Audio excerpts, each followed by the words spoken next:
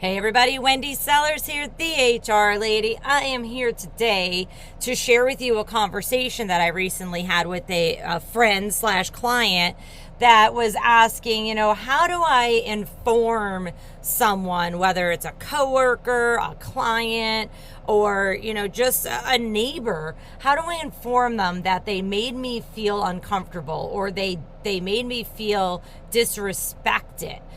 Can you give me some kind of prompts or conversation starters? So, first of all, this was related to work, but, I said generally in life, people don't always know that they're making someone feel uncomfortable. Why is that? Because nobody has ever said anything to them, and nobody has ever spoken up to them, and nobody's ever said it to them in a manner that they would understand.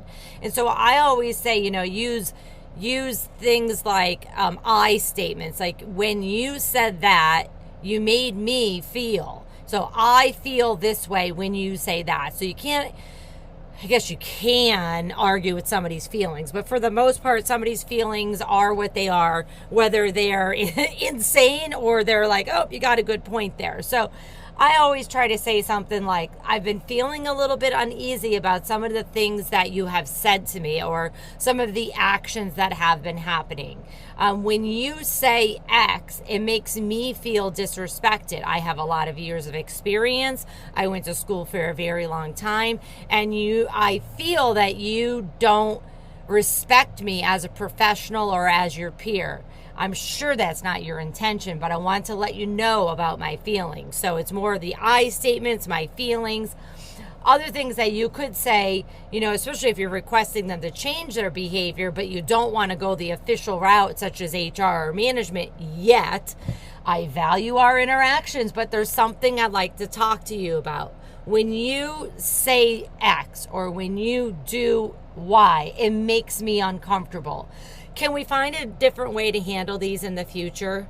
This is also a great way to address when you see somebody, maybe a coworker, disrespecting someone else. It's not you, but you are a third party now. You're a bystander, a witness, and you can say, you know what? Hey, Bob, I saw and heard that you said this to Sarah, and Sarah hasn't said anything to me, but I'm telling you that it made me feel uncomfortable, and I'm asking that you refrain from saying things like that in the future. So as you can see, again, even as a bystander, you're still making it about yourself. So you're not totally throwing the person under the bus, because when you get out the virtual whip and whip somebody with it of their bad behavior or lack of professionalism, your reaction may be so severe that they just stop listening, because our brain actually shuts down negativity.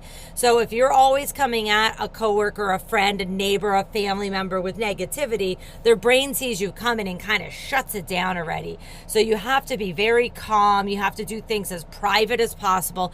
And I'm talking about in situations that aren't so severe. So they're not violence. They're not, major harassment or clear out discrimination, but they're maybe borderline disrespectful, unprofessional. It makes you wince. It makes other people go, ooh, you probably shouldn't have said that, but no one actually speaks up. So these are some tips for when you're just feeling uncomfortable or disrespected, but you're pretty sure nothing illegal or against policy has happened. If you don't speak up, either for yourself or for the third person involved, who else will? And that is what has been happening in society forever, is if nobody has spoken up because they didn't know that they could, or they didn't know what to say, then how would the offender know that they're offending people? They may think it's hilarious what they're saying, and they thought everybody else thought it was hilarious too, because no one has ever talked to them about it. One last thing that I want to say is just, ask them for understanding. You can say something like, hey, Wendy, I've noticed that when you are doling out the tasks in the morning, I feel a bit uncomfortable. Can you help me understand your perspective when you raise your voice? Or can you help me understand your perspective when you throw down the task list on the table? I know I feel uncomfortable, and I'm willing to bet other people do. too. So ask for understanding. Always remember to be neutral. And my advice, especially if it's something minor and you think you could resolve it in a simple conversation, is to do this in a private setting.